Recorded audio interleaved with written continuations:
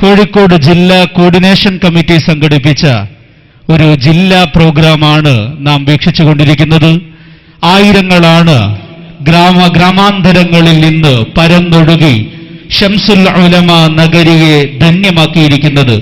സമാദരണീയനായ സ്വാമിജിയെ സ്വാഗതം ചെയ്യുന്നതിന് മുമ്പ് അറിയുക, അല്ലാഹു സുബ്ഹാനഹു വ തആല ഈ ഭൂമിയിൽ എന്തെങ്കിലും ഒന്ന് ചെയ്യണമെങ്കിൽ അത് ഉസ്താദ് അറിയാതെ ഒന്നും ചെയ്യില്ല എന്ന് പറഞ്ഞപ്പോൾ തിരുത്താത്തവർ ശ്രദ്ധിക്കുക.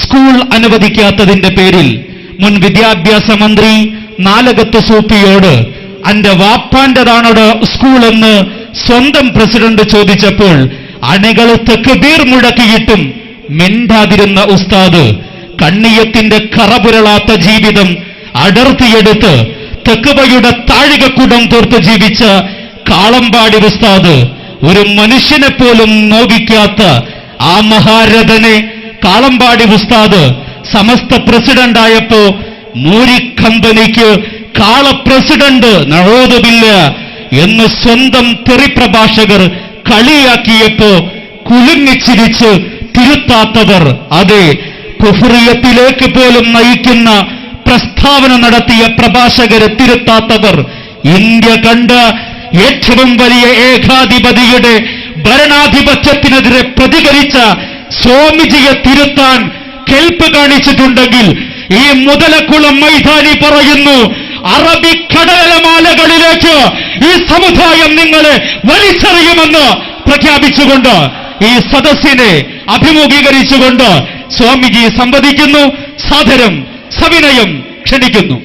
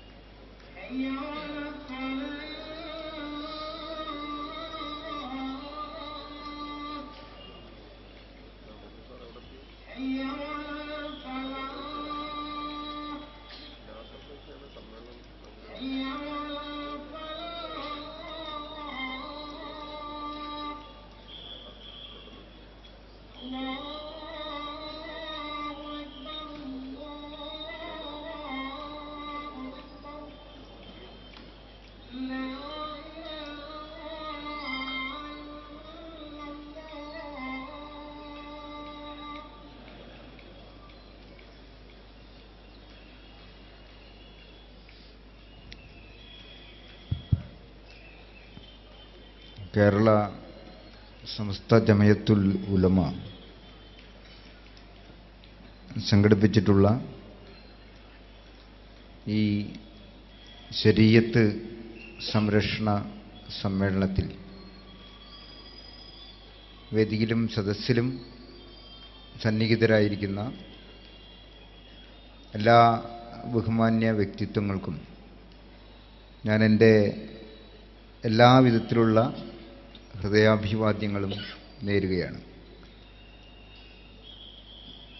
ഞാനിവിടെ ഇങ്ങോട്ട് വരുന്ന വഴിക്ക് ഒരു ടെലിവിഷൻ ചാനലിൻ്റെ പരിപാടിയിൽ സംബന്ധിച്ചിട്ടാണ് ഇങ്ങോട്ട് വന്നത്. അതിലൊരാളുണ്ടായിരുന്നു, രാഹുൽ ഈശ്വർ. രാഹുൽ ഈശ്വർ പറഞ്ഞത്, ഞാനൊക്കെ ഒരു കപടസ്വാമിയാണ്. മുസ്ലിങ്ങളുടെ കയ്യടി കിട്ടാൻ വേണ്ടിയിട്ടാണ് സംസാരിക്കുന്നത്. അത് ഇടതുപക്ഷത്തോട് ചേർന്ന് നിന്ന് സംസാരിക്കുന്നു. ഇവിടെ ആവശ്യം ഇടതുപക്ഷവും വലതുപക്ഷവും ഒന്നുമല്ല. കാന്തപുരത്തെ പോലെ സംയമബുദ്ധികളായിട്ടുള്ള ആളുകൾ, നരേന്ദ്രമോദിയെ ഹിറ്റ്ലർ ഹിറ്റ്ലർ എന്ന് വിളിച്ച് വെറുതെ അധിക്ഷേപിക്കാത്ത ആളുകളുടെയൊക്കെ കൂടിയ ഒരു ഐക്യമാണ്. അപ്പോൾ ഈ രാജ്യത്തിൻ്റെ പ്രശ്നങ്ങളൊക്കെ തീരും എന്നാണ്. എന്നിട്ട് ഇത് കഴിഞ്ഞിട്ട് രാഹുൽ ഈശ്വർ പറഞ്ഞു, ഞങ്ങൾക്ക് രാഷ്ട്രീയമൊന്നുമില്ല കേട്ടോ എന്നും പറഞ്ഞു. അപ്പം നിങ്ങൾക്ക് അതിൻ്റെ രാഷ്ട്രീയം എന്താണെന്നുള്ളത് മനസ്സിലായി കാണുമല്ലോ. ഞാനിത് ഇവിടെ സൂചിപ്പിക്കാൻ കാരണം, ഞാൻ രാഹുൽ ഈശ്വറിനും കൂടി മറുപടിയായിട്ടാണ് പറയുന്നത്. ഞാൻ മുസ്ലിങ്ങൾ കയ്യടിക്കാൻ, സന്തോഷിച്ച് കയ്യടിക്കാൻ വേണ്ടി തന്നെ പ്രസംഗിക്കുന്ന ആളാണ്. അതിന് ഒരു കാരണമുണ്ട്. ഞാൻ ഒരു ജനാധിപത്യവാദിയാണ്. അതാണ് അതിൻ്റെ കാരണം. ജനാധിപത്യത്തിൻ്റെ അധിഷ്ഠാന തത്വം എന്ന് പറയുന്നത് ഭൂരിപക്ഷത്തിൻ്റെ തോന്യാസമല്ല, മെജോറിറ്റിസം അല്ല ജനാധിപത്യം. ഭൂരിപക്ഷത്തിന് തോന്നുന്നതൊക്കെ രാജ്യത്തിന് മേൽ അടിച്ചേൽപ്പിക്കുന്നതിൻ്റെ പേരല്ല, വിളിപ്പേരല്ല ജനാധിപത്യം എന്ന് പറയുന്നത്. ന്യൂനപക്ഷത്തിൻ്റെ അവകാശങ്ങൾ സംരക്ഷിക്കാൻ ബാധ്യതപ്പെടലാണ്, ഉത്തരവാദിത്തപ്പെടലാണ് ജനാധിപത്യം എന്ന് പറയുന്നത്. ഇന്ത്യയിൽ മുസ്ലിങ്ങൾ ന്യൂനപക്ഷമല്ലേ? അപ്പോൾ അവരെ കരയിപ്പിക്കുന്നവരാണ് ജനാധിപത്യ വിരുദ്ധർ. അവരെ ചിരിച്ചുല്ലസിച്ച് കയ്യടിപ്പിക്കുന്നവർ ശരിക്കും ജനാധിപത്യവാദികളാണ്. ഞാൻ ജനാധിപത്യവാദിയാണ്. അതുകൊണ്ട് മുസ്ലിങ്ങൾ കയ്യടിക്കാൻ വേണ്ടി തന്നെയാണ് ഞാൻ പ്രസംഗിക്കുന്നത്. ഇതൊന്നും ഗണ്ണിക്കാൻ പറ്റുമോ രാഹുൽ ഈശ്വറിന്? ഇതൊന്നും ഗണ്ണിക്കാൻ പറ്റുമോ? ഇന്ത്യൻ ഭരണഘടനാ പ്രകാരം അയാൾ എപ്പോഴും എന്ത് പറയുമ്പോഴും ഭരണഘടന ഭരണഘടന എന്ന് പറയുന്ന ആളാണല്ലോ. അയാൾ ഈ ഭരണഘടന വായിച്ചിട്ടുണ്ടോ? ഭഗവത്ഗീത പോലും വായിക്കാത്ത ആളുകളാണ്. പിന്നെയാണ് ഇന്ത്യൻ ഭരണഘടന. ഭഗവത്ഗീത പോലും വായിക്കാത്ത ആളുകളാണ്. പിന്നെയാണ് ഇന്ത്യൻ ഭരണഘടന വായിച്ചിട്ട് സംസാരിക്കുന്നത്. ഞാനതിൻ്റെ വിശദാംശങ്ങളിലേക്കൊന്നും പോകുന്നില്ല. എന്തായാലും രണ്ട് കാര്യം ഉറപ്പാണ്. ബഹുഭൂരിപക്ഷത്തിൻ്റെ ഏകാധിപത്യമല്ല, സർവാധിപത്യമല്ല ജനാധിപത്യം. അത് ന്യൂനപക്ഷത്തിൻ്റെ സംരക്ഷണത്തിന് കൂടി ബാധ്യതപ്പെട്ടതാണ്. അതുകൊണ്ടാണ് ഈ ശരീഅത്ത് സംരക്ഷണം എന്ന് പറയുന്നത് ഏറ്റവും വലിയ ജനാധിപത്യ പോരാട്ടമാകുന്നതും ഒരു ജനാധിപത്യവാദി എന്ന നിലയിൽ ഞാനിവിടെ വന്നിരിക്കുന്നതും നിങ്ങളെ അഭിസംബോധന ചെയ്യുന്നത്. ഇനി മറ്റൊരു കാര്യം കൂടിയുണ്ട്. അതെന്താണ്? ഈ ശരീഅത്ത് ഇന്ത്യയുടെ നിയമമാക്കണമെന്നാണ് നിങ്ങൾ ആരെങ്കിലും പറയുന്നതെങ്കിൽ ഞാൻ നേരെ എതിരായിരിക്കും സംസാരിക്കുക. അതിന് നമ്മളെ കിട്ടില്ല. ശരീഅത്ത് ഇന്ത്യയുടെ നിയമമാക്കണമെന്നാണ് നിങ്ങൾ ആരെങ്കിലും ആഗ്രഹിക്കുന്നതെങ്കിൽ, പ്രസംഗിക്കുന്നതെങ്കിൽ ഞാൻ അവിടെ ഉണ്ടായിരിക്കില്ല, നിങ്ങളുടെ എതിർപക്ഷത്തായിരിക്കും. ഞാൻ പിണറായി വിജയനൊക്കെ ഇരിക്കുന്ന വേദിയിൽ പറഞ്ഞിട്ടുള്ളൊരു കാര്യമുണ്ട്. എന്താണെന്ന് വെച്ചാൽ, ഇന്ത്യയിലെ കമ്മ്യൂണിസ്റ്റുകാർ അധികാരത്തിൽ വന്നു, ചെങ്കോട്ടയിൽ ചെങ്കൊടി പാറി എന്ന് തന്നെ വയ്ക്കുക. എന്നിട്ട് നിങ്ങളൊരു നിയമം പാസ്സാക്കുകയാണ്. ഇവിടെ ഈശ്വരവിശ്വാസികളായവരൊക്കെ, ഒരൊറ്റ ആളും ഈശ്വരവിശ്വാസി ആയിരിക്കാൻ പാടില്ല എന്നൊരു നിയമം പാസ്സാക്കുകയാണെങ്കിൽ അതിനെതിരെ പ്രതികരിച്ചുകൊണ്ട് വെടിയേറ്റോ തൂക്കിക്കൊല്ലപ്പെട്ടോ മരിക്കാൻ തയ്യാറാവുന്നവരിൽ ആദ്യത്തെ പേരുകാരിൽ ഞാനും ഉണ്ടായിരിക്കും. സ്വാമി വിശ്വഭദ്രാനന്ദ ശക്തിബോധി. അങ്ങനെ ഒരാളുടെയും ഏകാധിപത്യം അനുവദിക്കുന്ന പ്രശ്നം ഒരു ജനാധിപത്യ വിശ്വാസി എന്ന നിലയിൽ എനിക്കില്ല. ഒരാളുടെയും പറ്റില്ല. അതുകൊണ്ടാണ് ഞാൻ നരേന്ദ്രമോദിക്ക് എതിരായിരിക്കുന്നത്, RSSന് എതിരായിരിക്കുന്നത്, ISന് എതിരായിരിക്കുന്നത്, അഡോൾഫ് ഹിറ്റ്ലർക്ക് എതിരായിരിക്കുന്നത്, മുസോളിനിക്ക് എതിരായിരിക്കുന്നത്. ഒരു പരിധി വരെ ഒരുപാട് നല്ല കാര്യങ്ങളൊക്കെ ചെയ്തിട്ടുണ്ടെങ്കിലും അടിയന്തരാവസ്ഥയ്ക്കും എതിരായിരിക്കും. ഇന്ദിരാഗാന്ധിയെ ഉദ്ദേശിച്ചാണ് ഞാൻ പറഞ്ഞത്. ഇതാണ് നമ്മുടെ നിലപാട്. ഞാൻ ഈ നിലപാട് തറയിൽ നിന്നുകൊണ്ടാണ് സംസാരിക്കുന്നത്. മറ്റു കാര്യങ്ങളൊക്കെ പോട്ടെ, വേറെ കാര്യങ്ങളാണ്. ഇവിടെ നരേന്ദ്രമോദി എന്ന് പറയുന്ന ഒരാൾ ഇപ്പോൾ ഗുജറാത്തിൽ നിന്ന് നമ്മുടെ നാടിൻ്റെ പ്രധാനമന്ത്രിയായിട്ട് നമ്മുടെയൊക്കെ ഗതികേട് കൊണ്ട് വന്ന് പെട്ടിട്ടുണ്ട്. അയാൾ തലയ്ക്ക് വെളിവില്ലാത്ത ആളാണെന്ന് തെളിയിച്ചു എന്നാണ് ഞാൻ പറഞ്ഞത്.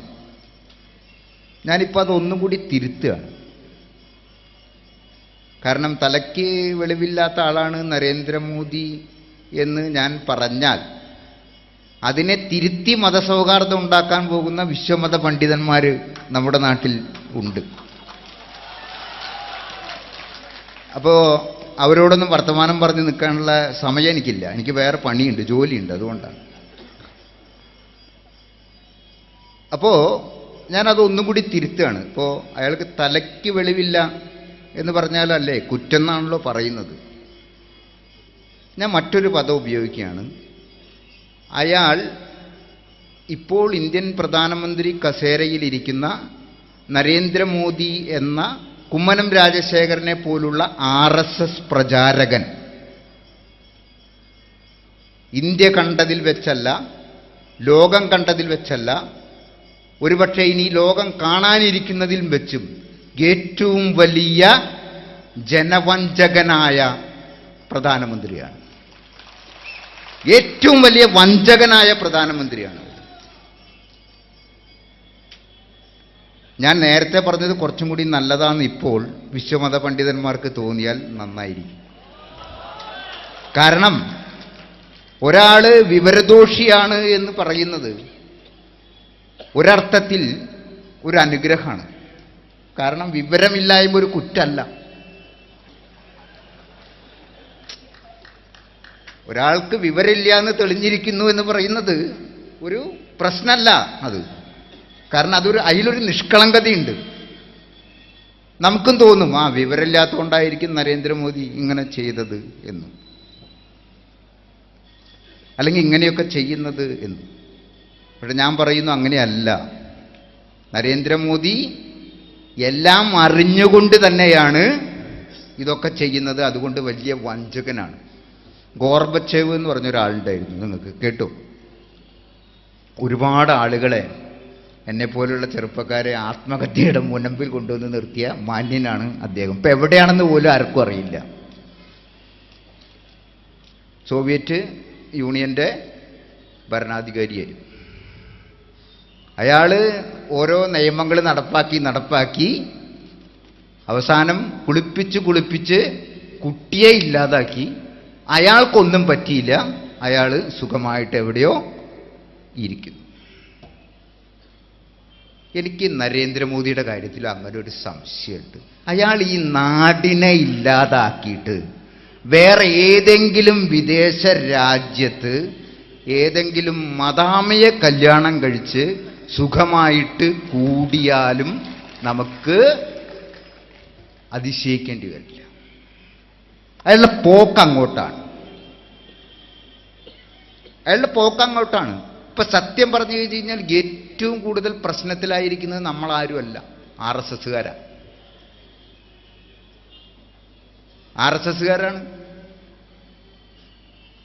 കാരണം ഇയാളെ തള്ളിപ്പറയാനും വയ്യ, കൊള്ളാനും വയ്യ, അങ്ങനെ ഒരു അവസ്ഥയിലാണ്. തലയ്ക്കകത്ത് വെളിവുള്ള എല്ലാ RSSകാരും ഇയാളെ തള്ളി പറഞ്ഞു കഴിഞ്ഞു. ശത്രുഘ്നൻ സിൻഹ.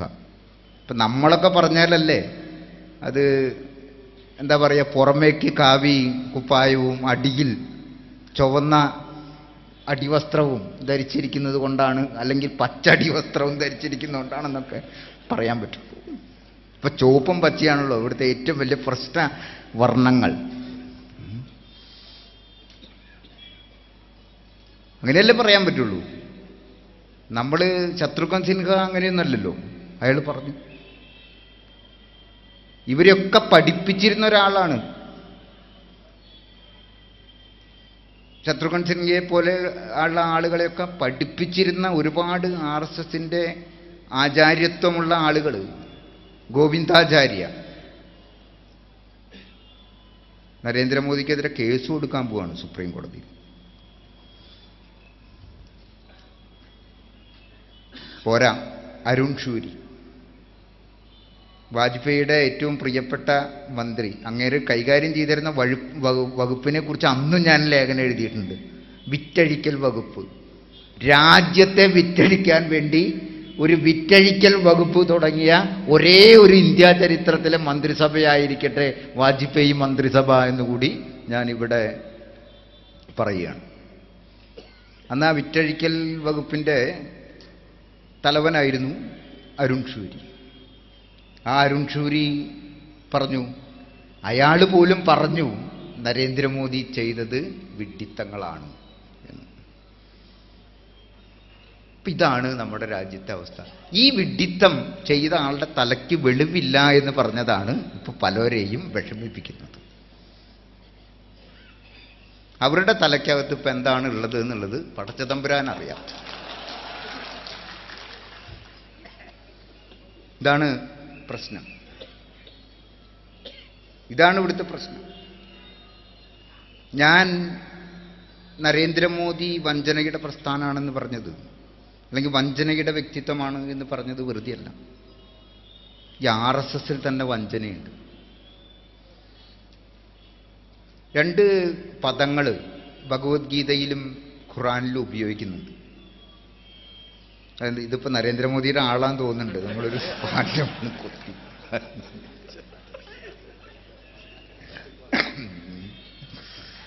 ഈ 2 പദങ്ങൾ വിശുദ്ധ ഖുറാനിലും ഭഗവത്ഗീതയിലുണ്ട്.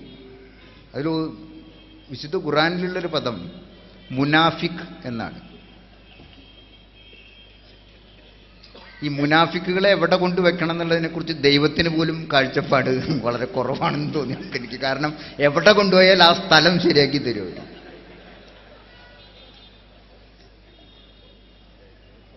ഇതേ അർത്ഥത്തിൽ മറ്റൊരു പദം ഭഗവത്ഗീതയിൽ ഉപയോഗിക്കുന്നുണ്ട്. അതിൻ്റെ പേര് മിഥ്യാചാരൻ എന്നാണ്. ഇതന്നെ അർത്ഥം, കപടവിശ്വാസി. നാട്ടുകാരെ കാണിക്കാൻ വേണ്ടി വിശ്വാസിയായിരിക്കുക, എന്നാൽ യാതൊരു തരത്തിലും ഒരു ബന്ധവും പറയുന്ന കാര്യങ്ങളുമായിട്ട് ഇല്ലാതിരിക്കുക. ഇവരെ ഉദ്ദേശിച്ചിട്ടായിരിക്കാം ഒരുപക്ഷെ യേശുദേവൻ ബൈബിളിൽ വെള്ള പൂശിയ കുഴിമാടങ്ങളെ എന്ന് ഒരു പദം.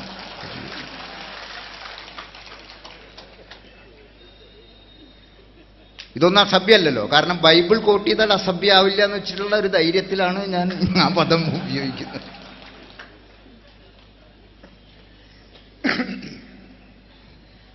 അപ്പൊ എന്തുവാട്ടെ, ഈ മുനാഫിക്കിന്റെ പ്രസ്ഥാനം ഭയങ്കര രസമാണ്. അതാണ്, അതിലൊന്നാണ് RSS എന്ന് പറയുന്നത്.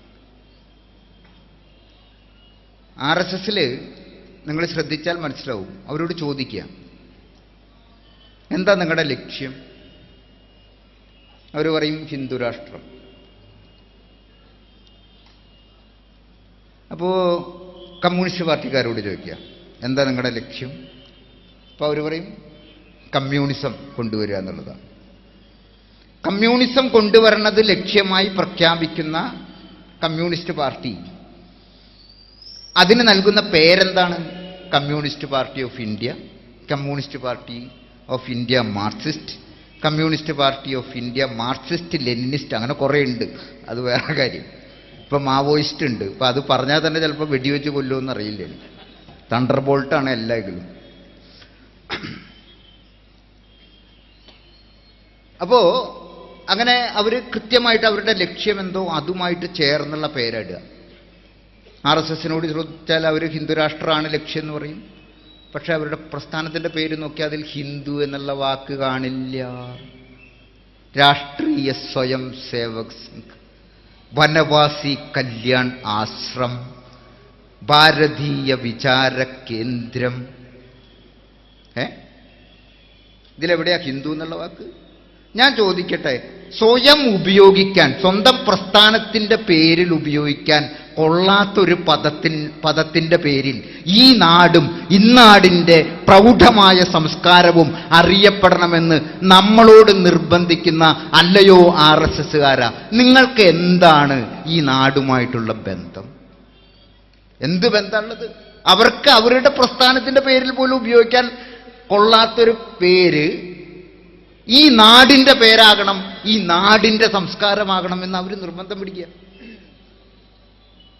അതല്ലേ ഏറ്റവും വലിയ തെണ്ടിത്തരം എന്ന് പറയുന്നത്, കള്ളത്തരം എന്ന് പറയുന്നത്, കാപട്യം എന്ന് പറയുന്നത്.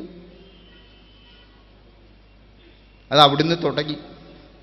ഇനി ഒരു മുസ്ലിം സ്ത്രീ പർദ്ദയിട്ടിട്ട് പോയാൽ നമ്മുടെ ശശികല ടീച്ചർമാർക്ക് ഭയങ്കര പ്രശ്നമാണ്.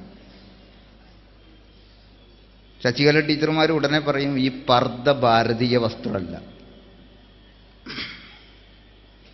ശരിയാണ്. പർദ്ദ പാൻറ്റും സ്യൂട്ടും എന്നതുപോലെ തന്നെ ഇപ്പം നരേന്ദ്രമോദി ധരിക്കുന്ന പാൻറ്റും സ്യൂട്ടും എന്നതുപോലെ തന്നെ ഭാരതീയമായ വസ്ത്രമല്ല, സംശയമൊന്നുമില്ല.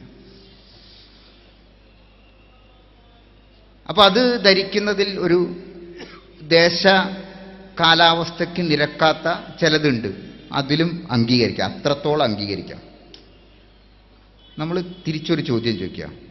അപ്പം ഈ ഭാരതീയ സംസ്കാരത്തെ പറ്റി ഇത്രയൊക്കെ പറയുന്ന അല്ലയോ ടീച്ചറെ, നിങ്ങളുടെ ആചാര്യ പ്രസ്ഥാനം ഉണ്ടല്ലോ RSSകാർ, അവരുടെ ഔദ്യോഗിക ഗണവേഷമായിട്ട് അംഗീകരിച്ചിരുന്നത്, കുറച്ച് മാസങ്ങൾക്ക് മുമ്പ് വരെ അംഗീകരിച്ചിരുന്നത് കാക്കി നിക്കറായിരുന്നു. ഇപ്പം കാക്കി പാൻ്റാക്കിയിട്ടുണ്ട്. പുരോഗമനം ഉണ്ട് കേട്ടോ, വസ്ത്രത്തിനെങ്കിലും നീളം കൂടുന്നുണ്ട്, ബാക്കി ഒന്നിനും നീളം കൂടുന്നില്ലെങ്കിലും.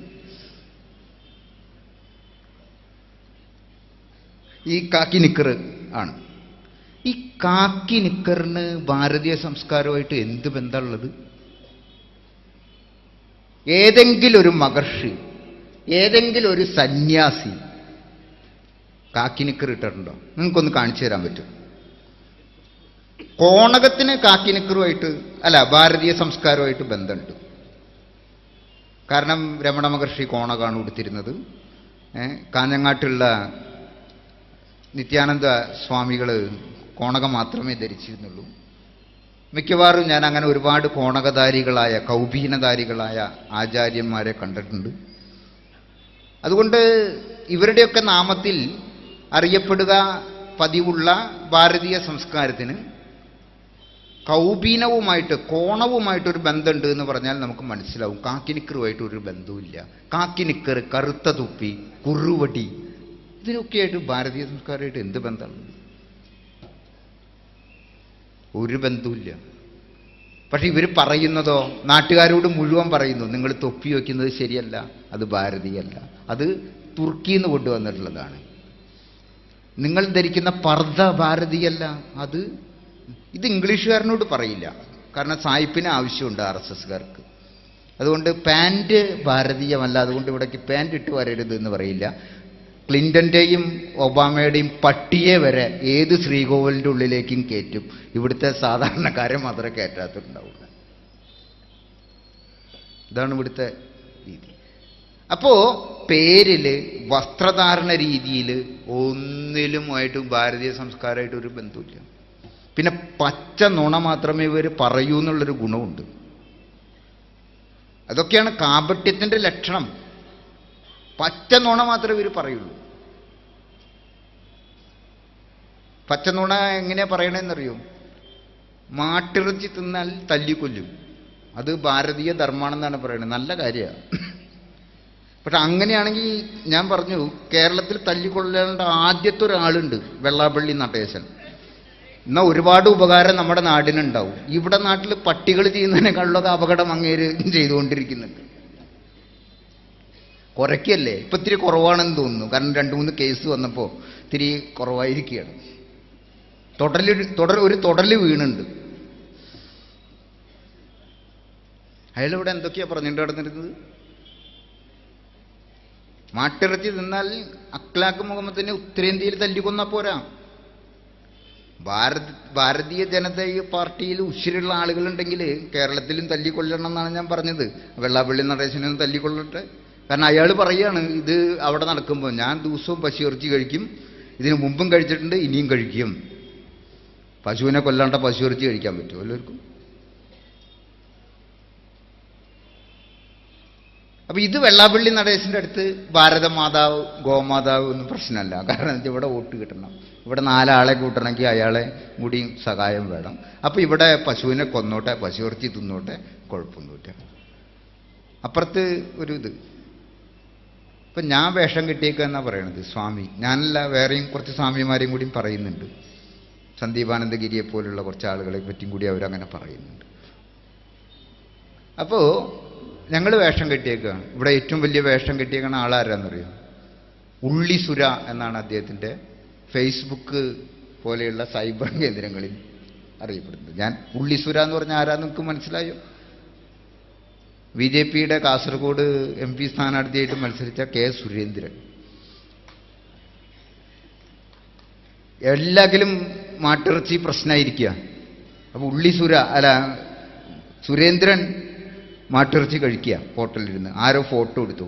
ഇന്റർനെറ്റിന്റെ കാലല്ലേ, ഡിജിറ്റൽ ഇന്ത്യയല്ലേ. നരേന്ദ്രമോദി ആഗ്രഹിച്ചൊരു ഇന്ത്യയായിട്ട് കേരളം ഇപ്പോഴേ മാറിക്കഴിഞ്ഞിട്ടുണ്ട്. BJPക്കാരുടെ ഭരണം ഇല്ലാത്തതുകൊണ്ടാണത്. BJPക്കാർ ഭരിച്ചിരുന്നെങ്കിൽ കേരളം എങ്ങനെയാവില്ലായിരുന്നു. അപ്പോൾ ആരോ ഫോട്ടോ എടുത്തു, ഫോട്ടോ ഫേസ്ബുക്കിൽ വന്നു. ഫേസ്ബുക്കിൽ വന്നപ്പോൾ ആളുകൾ ചോദിച്ചു, അപ്പം നിങ്ങൾ മാട്ടിറച്ചി കഴിച്ചല്ലോ? അത് മാട്ടിറച്ചിയല്ല, ഉള്ളിയാണ് പറഞ്ഞു. അതിനുശേഷം അദ്ദേഹത്തിന് ഒരു പേര് വന്നു, ഉള്ളിസുര എന്നാണ് പേര്. ഇതിലും ഈ ഉള്ളിസുര തൊപ്പി വെച്ചിട്ട് ഇതുപോലെയുള്ള നമ്മുടെ കൂടത്തായി ധരിച്ചിട്ടുള്ള പോലെയുള്ള തൊപ്പി വെച്ചിട്ട് ഒരു പള്ളിയിൽ ഇങ്ങനെ ഇരിക്കുക, ബാക്കി എല്ലാവരും നിസ്കരിക്കുക. ആ ഇരിപ്പ് കണ്ടാലുണ്ടല്ലോ ആർക്കും വോട്ട് ചെയ്യാൻ തോന്നും. പക്ഷെ മുസ്ലിങ്ങൾക്ക് ഇവരെക്കാട്ടിലും ബുദ്ധി ഉണ്ട് എന്നുള്ളത് കൊണ്ട് നമ്മൾ രക്ഷപ്പെട്ടു.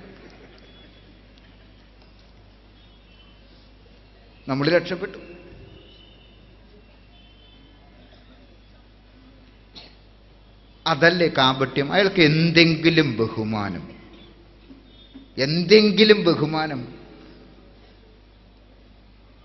മുസ്ലിമിനോടുണ്ടോ? മുസ്ലിമിൻ്റെ ആദർശങ്ങളോടുണ്ടോ? ആ ആദർശ സംഹിതയ്ക്ക് ആധാരമായ വിശുദ്ധ ഖുർആനോടും നബിചര്യയോടും ഉണ്ടോ? ഇല്ല. ഇതാണ് കാപട്യം എന്ന് പറയുന്നത്. ഈ കുമ്മനം രാജശേഖരൻ ഉണ്ടായിരുന്നു. ഞാൻ സന്യാസി സംഘടനയുടെ സംസ്ഥാന ഭാരവാഹിയായിരുന്ന സമയത്ത് എന്നെ എവിടെ വെച്ച് കണ്ടാലും നമസ്തേ സ്വാമിജി എന്ന് പറഞ്ഞിട്ട്, നമസ്തേ എന്ന് പറഞ്ഞിട്ട് കാക്ക വീഴും. അപ്പം ഞാൻ ഉടനെ ചോദിക്കും, എന്താ പറഞ്ഞത്, അസത്തേ എന്നോ? എന്താ കുമ്മനം പറഞ്ഞത്, അസത്തേ എന്നോ? അല്ല, നമസ്തേ എന്ന് പറഞ്ഞു. കാലിലേക്ക് വീഴാൻ പോകുമ്പോൾ ഞാൻ പിന്നെ പരസ്യമായിട്ട് RSSകാരാണെങ്കിൽ പ്രത്യേകിച്ച് പറയാറുണ്ട്, കാല് വാരരുത്. കാരണം ഒരു ആത്മാർത്ഥതയില്ല ആ പ്രകടനങ്ങളിലൊന്നും. അത് ആദരവ് കൊണ്ടല്ല, സ്നേഹം കൊണ്ടല്ല അതൊന്നും ചെയ്യുന്നത്. ഇങ്ങനെ ഒരു മുഴുനീള കാപട്യത്തിൻ്റെ പ്രസ്ഥാനമാണത്.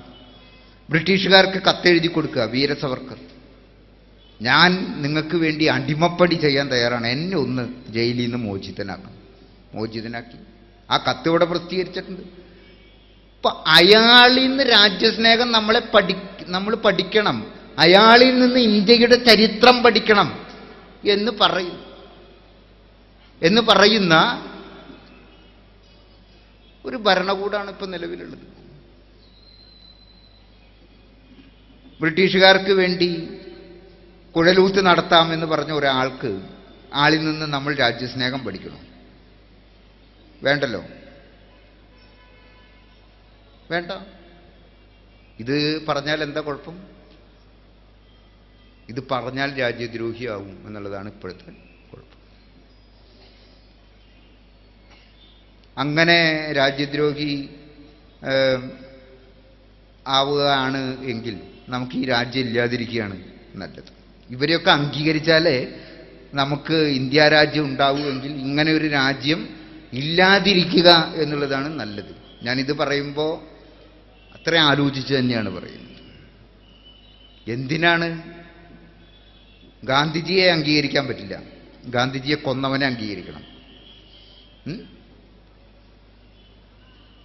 മുസ്ലിം മാട്ടിറച്ചി തിന്നു എന്ന് കേട്ടാൽ മതി, തല്ലിക്കൊല്ലും. സഖ്യകക്ഷിയിൽപ്പെട്ട വെള്ളാപ്പള്ളി നടേശൻ ദിവസവും ഒരു പശുവിനെ തിന്നാലും, ഒരു പശുവിനെയൊക്കെ തിന്നാൽ പള്ളയിൽ എവിടെയെങ്കിലും എത്തുമെന്ന് എനിക്ക് അറിഞ്ഞുകൂടാ, അത്രയ്ക്ക് വലുതാണ് ആ പള്ള.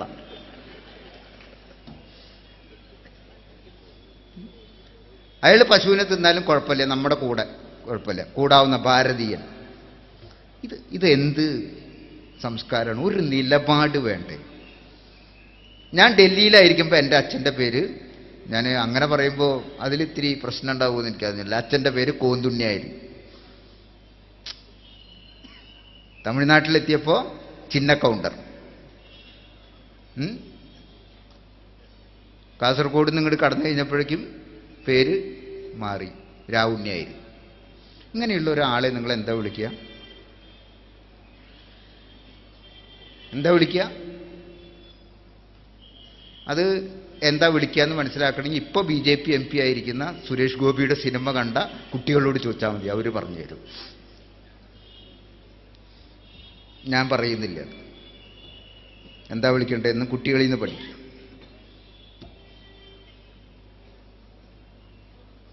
ഇതാണ് നമ്മളും ചെയ്യുന്നുള്ളൂ. ഈ വഞ്ചനയുടെ പ്രസ്ഥാനം നുണ പറഞ്ഞുകൊണ്ടേയിരിക്കുകയാണ്, നുണകൾ പറഞ്ഞുകൊണ്ടിരിക്കുകയാണ്.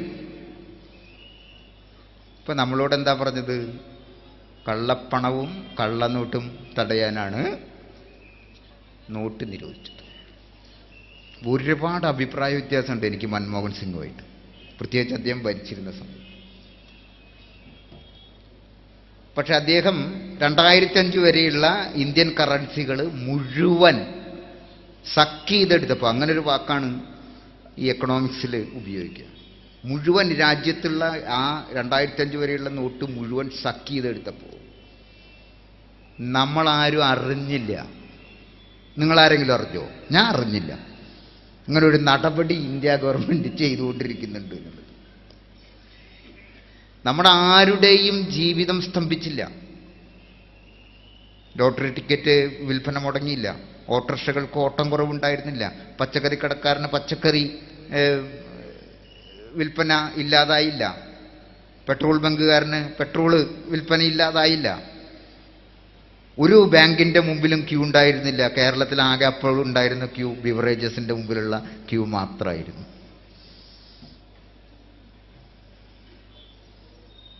അല്ലേ? പക്ഷെ ഇയാളിത് നടത്തിയപ്പോഴോ ഇതിനൊരു ഒരു ചൊല്ലുണ്ട്. എന്താണ്? അല്പന അർത്ഥം കിട്ടിയാൽ അർദ്ധരാത്രിക്ക് കൊട പിടിക്കുന്നു. ഇയാൾക്ക് തന്നെ ഒരു സംശയമാണ്, ഇയാൾ ഇന്ത്യൻ പ്രധാനമന്ത്രിയാണോ?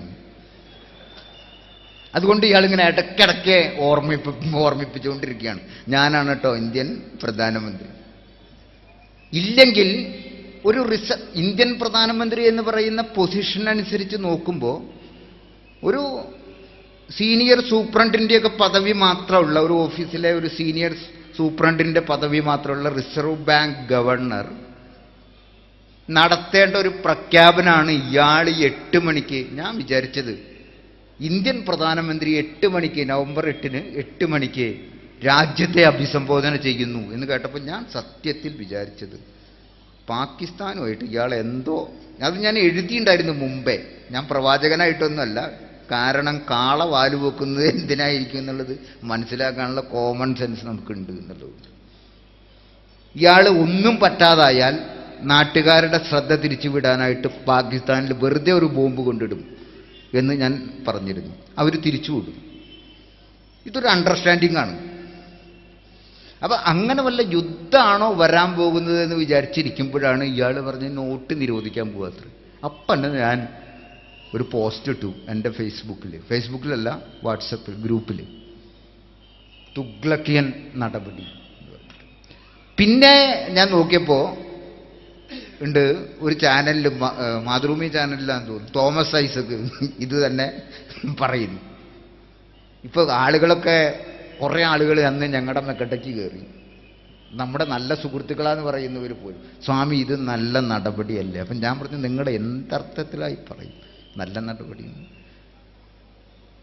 14 ലക്ഷം കോടി കറൻസി അങ്ങനെ തന്നെ പിൻവലിക്കുകയാണ്, ഒരു മുന്നറിയിപ്പും ഇല്ലാതെ അസാധുവാക്കി കളയാണ്. കടലാസിന്റെ വിലയുണ്ടായില്ല, വിലയില്ലാതെയാക്കി കളയാണത്. പിന്നെ ഈ 2 ലക്ഷം കറൻസി കൊണ്ടാണോ ഇന്ത്യ മഹാരാജ്യത്ത് 124 കോടി ജനതയുടെ ജനജീവിതം ഒഴുകുക? ഇത് മനസ്സിലാക്കാൻ വലിയ ബുദ്ധിയൊന്നും വേണ്ട. ഇത് വെച്ചിട്ടാണ് നമ്മൾ അദ്ദേഹത്തിനെ വിവരമില്ലാത്തവൻ എന്ന് വിളിച്ചത്. പക്ഷെ ഇപ്പോൾ കുറച്ച് കിട്ടിക്കൊണ്ടിരിക്കുന്ന ചില വിവരങ്ങൾ വെച്ച് നോക്കുമ്പോൾ ഇയാൾ വളരെ വിവരത്തോടു കൂടി നമ്മളെ വഞ്ചിക്കുകയാണ് ചെയ്തിട്ടുള്ളത്. കാരണം ഇപ്പം അയാൾ പറയുന്നത് ഡിജിറ്റൽ ഇന്ത്യ കൊണ്ടുവരാനാണ് അത്ര ഇത് നടപ്പാക്കിയത്. ഇപ്പൊ കള്ളപ്പണവും ഇതൊക്കെ പോയി, കാരണം അതിനെതിരായ ആർഗ്യുമെന്റ്സ് ഒക്കെ വന്നു. ഇനി ഇവരിപ്പോൾ പറഞ്ഞുകൊണ്ടിരിക്കുന്ന ഒരു വാദം കൂടി പറഞ്ഞിട്ട് നമ്മൾ ഇതിന്റെ മുഴുവൻ കള്ളത്തരവും മനസ്സിലാക്കണം. ഇവർ പറയുന്നത് ഒരു 3 ലക്ഷം കോടി ഉറുപ്പിക റിസർവ് ബാങ്കിലേക്ക് വരാണ്ടാവും. വരാണ്ടായ എന്താവും? അത് റിസർവ് ബാങ്കിന്റെ നീക്കിയിരിപ്പാവും. അപ്പൊ അത്രയും ബാധ്യത കുറയും. ആ ബാധ്യത ജനോപകാരപ്രദമായിട്ട്, ഭാഗ്യത്തിന് ഇങ്ങനെ പറഞ്ഞില്ല, ഓരോരുത്തരുടെയും ബാങ്ക് അക്കൗണ്ടിലേക്ക് 15,000 രൂപ വീതം ഇട്ട് തരും എന്ന് പറഞ്ഞിട്ടില്ല. കാരണം 15 ലക്ഷം പറഞ്ഞിട്ടാണ് അധികാരത്തിൽ കയറിയത്. ആരുടെയും ബാങ്ക് അക്കൗണ്ടിലേക്ക് വന്നില്ല. അപ്പൊ ഞാൻ പറയുന്നത് അങ്ങനെയൊന്നും പറഞ്ഞില്ലെങ്കിലും ഇത്രയും ബാധ്യത കുറയും. ഈ ബാധ്യത കുറയുമ്പോൾ നിങ്ങൾക്ക് കുറേ കാര്യങ്ങൾ ചെയ്തു തരാൻ പറ്റുമെന്നാണ് ഇവർ പറയുന്നത്. ഈ 3 ലക്ഷം കോടി ഉറുപ്പികയും കള്ളപ്പണമായിരിക്കുമെന്നും BJP-ക്കാർ ചാനലിലിരുന്ന് പറയണത് കേൾക്കണം. ഞാൻ ചോദിക്കുകയാണ്, ഇന്ത്യയിൽ എത്ര കോടി എത്ര ലക്ഷം ഗ്രാമങ്ങളുണ്ടെന്നറിയോ നിങ്ങൾക്ക്? 7 ലക്ഷം ഗ്രാമങ്ങളുണ്ട്. ഈ 7 ലക്ഷം ഗ്രാമങ്ങൾ ഉള്ളതിൽ ഒരു ഗ്രാമത്തിൽ ഒരു 10 ആള് ഈ നോട്ട്, പഴയ നോട്ട് മടക്കി കൊടുക്കാൻ പറ്റാതെ പോയി നിൽക്കുക. എന്താവും ഗവൺമെന്റ് കണക്കിൽ? അത് തിരിച്ചു വരാത്ത പൂഴ്ത്തിവെക്കപ്പെട്ട കള്ളപ്പണമായിട്ട് എഴുതി തരണം. അങ്ങനെ 7 ലക്ഷം × 10 കണക്ക് കൂട്ടും. എനിക്ക് ബോർഡൊന്നും ഇല്ലാത്തതുകൊണ്ട് സൗകര്യമില്ല, ഇപ്പോൾ പറഞ്ഞുതരാം. ഇത്രയും കോടി രൂപ അങ്ങോട്ട് പോയി കിട്ടും. എന്നിട്ട് ഇയാൾ ജനങ്ങളുടെ ഇത് പിടിച്ചെടുത്തു എന്നാണ് ഇനി പ്രചരിപ്പിക്കാൻ പോകുന്നത്. 1080 കോടി ഉറുപ്പിക കൊണ്ടാണ് അയാളുടെ മുഖം വെച്ചിട്ട്, നല്ല ചേലുള്ള മുഖമാണല്ലോ, കുട്ടികൾ പേടിച്ച്, ഇവിടെ മിക്കവാറും ഇന്ത്യയിൽ കുട്ടികൾക്കൊക്കെ പനിയാന്നാണ് പറയണത്. കാരണം എന്താ വെച്ചാൽ ഇയാളുടെ മുഖമാണ് ദിവസവും TV തുറന്നാലും ഇത് കണ്ടാലും കാണുന്നത്. കുട്ടികൾ ഒരുമാതിരി ആളുകളെയൊന്നും കണ്ടാൽ പേടിക്കില്ല, പക്ഷെ ഇയാളുടെ മുഖം കണ്ടാൽ പേടിക്കും. ഇനി ഇയാളെ വെച്ചിട്ട് നമുക്കൊരു കാർട്ടൂൺ ഉണ്ടാക്കി ഒരു ബിസിനസ് ചെയ്താൽ, ഒരു പക്ഷേ വല്ല ചെകുത്താനെന്നോ മറ്റോ പേരിട്ടിട്ടുള്ളൊരു കാർട്ടൂൺ ഇയാളുടെ മുഖം വെച്ചിട്ട് ഉണ്ടാക്കി നമ്മൾ ചെയ്തു കഴിഞ്ഞാൽ അത് പക്ഷേ സക്സസ് ആവാൻ വഴിയുണ്ട്. നമുക്ക് കുറച്ച് പൈസ, വിദേശ നാണ്യവും മറ്റും ഉണ്ടാക്കാൻ അതൊരു നല്ല വരുമാന മാർഗമായിരിക്കും. കഴിവുള്ളവരത് ചെയ്തു നോക്കുക. അത്ര പേടിപ്പെടുത്തുന്ന ഇയാളുടെ ഈ മുഖവും വെച്ചിട്ട് വെറുതെ പരസ്യം ചെയ്തിട്ട് കളഞ്ഞത് നമ്മുടെയൊക്കെ കീശയിൽ കിടക്കുന്ന 1080 കോടി ഉറുപ്പികയാണ്.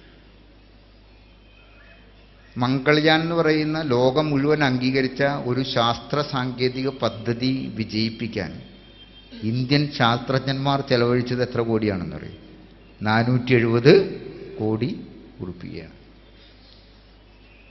ഇയാളാണോ നമ്മുടെ രാജ്യത്തെ സ്നേഹിക്കുന്ന പ്രധാനമന്ത്രി?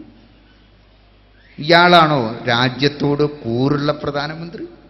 ഇന്ത്യൻ പ്രധാനമന്ത്രി ആയതിനു ശേഷം എത്ര ദിവസം ഇന്ത്യയിലുണ്ടായിരുന്നു ഈ പ്രധാനമന്ത്രി എന്നും കൂടി നമ്മൾ ഒരു ഗവേഷണം നടത്തേണ്ടത്. ഞാൻ ഗുജറാത്തുകാരെ എല്ലാവരെയും കുറ്റം പറയില്ല.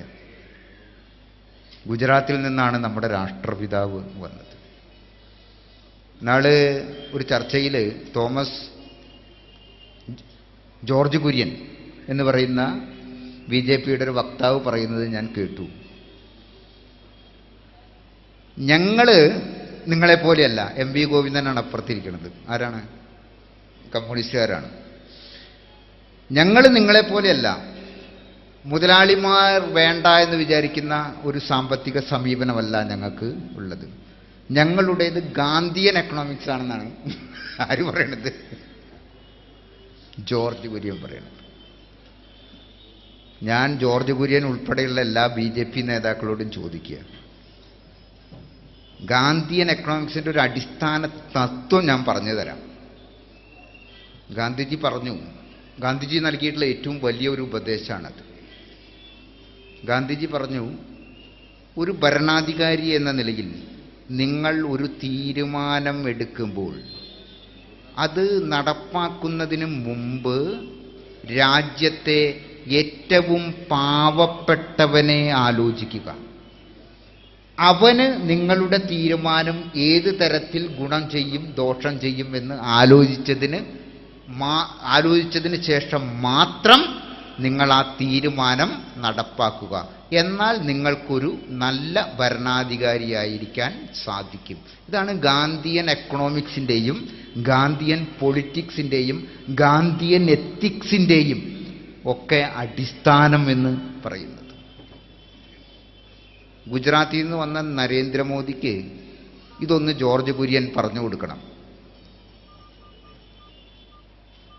എന്നിട്ട് ഈ നോട്ട് നിരോധനം ശരിയായിരുന്നോ തെറ്റായിരുന്നോ എന്ന് ആത്മപരിശോധന നടത്താൻ പറയണം.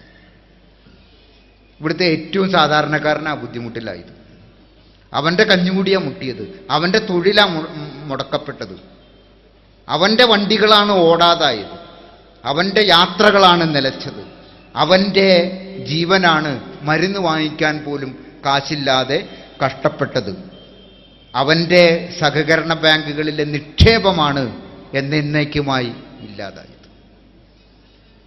ഇങ്ങനെയുള്ളൊരാളെ വിവരദോഷി എന്ന് വിളിച്ചതാണ് എന്നെ തൂക്കിക്കൊല്ലാവുന്ന സഭാമര്യാദയ്ക്ക് നിരക്കാത്ത സഭ്യേതരമായ പദപ്രയോഗം എന്ന് പറയുന്ന പണ്ഡിതന്മാരോടും അവരെ അനുകൂലിക്കുന്നവരോടും നല്ല നമസ്കാരവും വിദൂര നമസ്കാരവും മാത്രം പറഞ്ഞുകൊണ്ട് എൻ്റെ വാക്കുകൾ ഉപസംഹരിക്കുന്നു.